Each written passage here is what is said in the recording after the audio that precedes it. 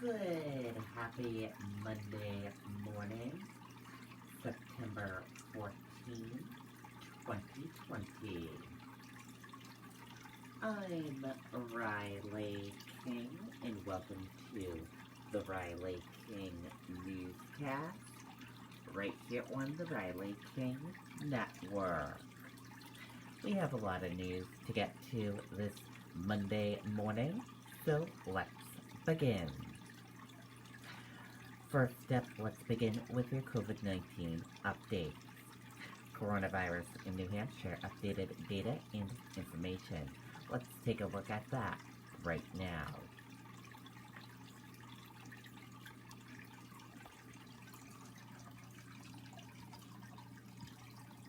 And here is a look at that information for all of you right now. There are 7,696 number of people in New Hampshire have tested positive for COVID-19. 6,738,000 number of people in the United States have tested positive. 436 number of deaths from COVID-19 in New Hampshire. 721 number of people have been hospitalized with COVID-19 in New Hampshire. 354 number of deaths from COVID-19 in the United States. And now let's take a look at this map of New Hampshire where current cases of COVID-19 are. Manchester 43. And let's take a look at this map of New Hampshire where total cases of COVID-19 are. Manchester 1987. And now let's take a look at these three charts here. Let's start with the first chart here. New cases each day in New Hampshire. In the purple, daily new positive COVID-19 cases. In the orange, new hospitalizations. And in the red are the deaths. And let's take a look at this chart here. Current cases. In the purple, total current COVID-19 cases. And in the orange, current hospitalizations. And let's take a look at this chart here. Total cases. In the purple, total positive COVID-19 cases. In the orange, total hospitalizations. In the red, deaths. And blue, recovered. And now let's take a look at this chart here. Each group of cases. Female and male of cases. And risk information. And let's take a look at this chart here. Infections, hospitalizations, and deaths. And let's take a look at this chart here. Deaths, percent of New Hampshire population, race/ethnicity of cases, and hospitalizations. And a reminder, your common symptoms: fever, lack of smell, cough, difficult breathing, chills, nausea, vomiting, and diarrhea. How it spreads, and prevention tips. And be sure to stay with the Riley King Network for the latest of your COVID-19 information. Officials recover body of missing fisherman from Lake Massapequa. Crews recovered victim Sunday. Let's take a listen to that video from WMUR News 9, Tim Calorie.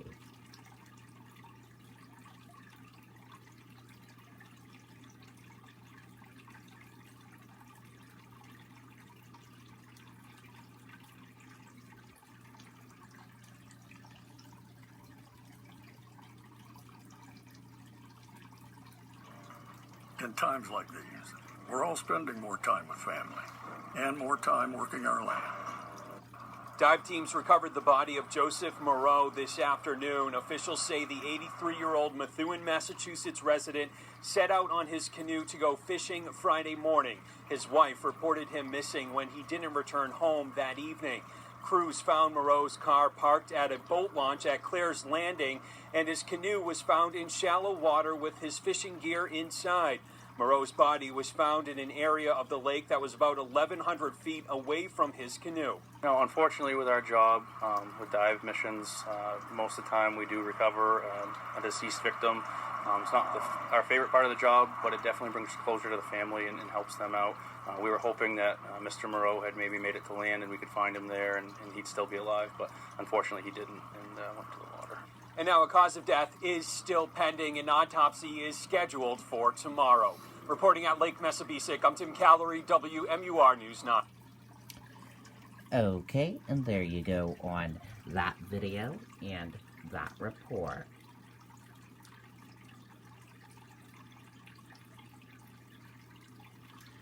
Four-alarm house fire in Franklin. 3 firefighters injured. Fire now under control. Let's take a listen to that video from WMUR News 9.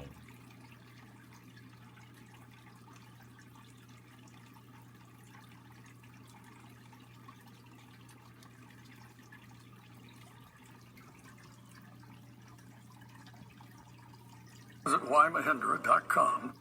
Right now in Franklin, officials say 3 firefighters were transported to the hospital after battling this 4-alarm fire. The injuries appear to be minor. That's according to the chief. The fire is now under control at the multifamily home, and the Red Cross is assisting those who were displaced by this fire. So far, there's no word on a cause. Okay, and there you go on that video and that report.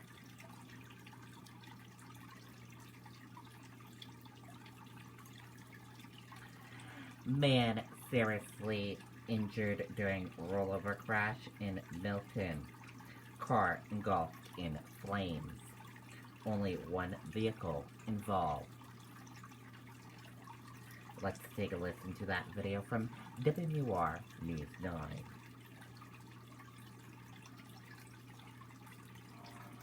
In times like these, we're all spending more time with family and more time working our land. Visit ymahindra.com. Police are investigating after they say this vehicle rolled over several times and, as you see there, caught fire. Reports say the driver was thrown from the vehicle and suffered serious injuries. That accident is still under investigation tonight.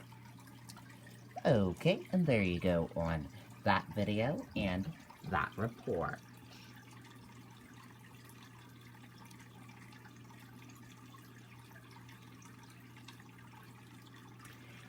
State officials urge water conservation as drought causes rivers to drop to below average levels. Officials ask the public for help. Let's take a listen to that video from WMUR News 9, Tim Callery.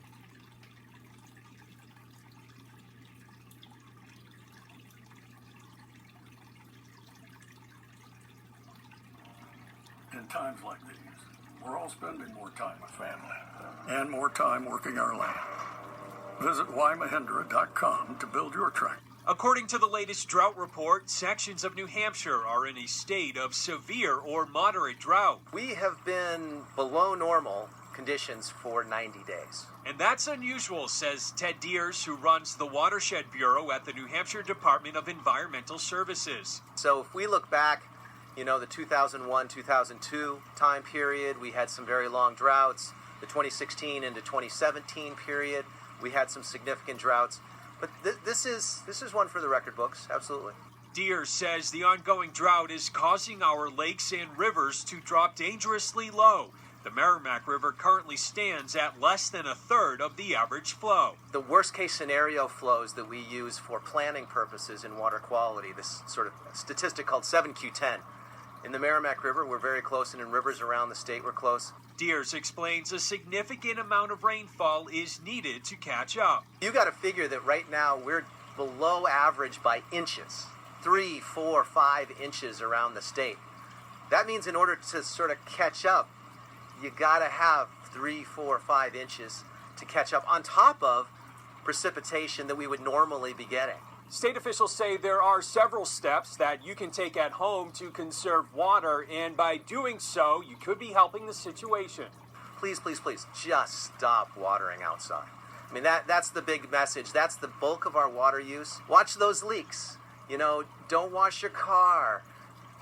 All those kinds of things. Let's really buckle down. As for what we can expect in the coming months, it'll be interesting to see what happens this fall, and then really look towards the spring. If we can get a good snowpack, then, we should be able to pop those levels back up. Tim Callery, WMUR News 9. Okay, and there you go on that video and that report.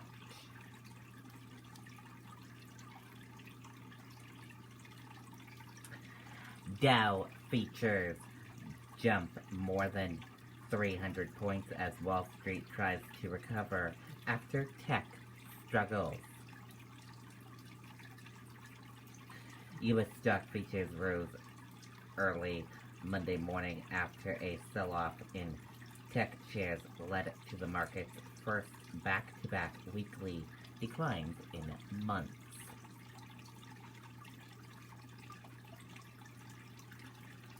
Two LA County Sheriff deputies ambushed. Let's take a listen to that video from ABC News.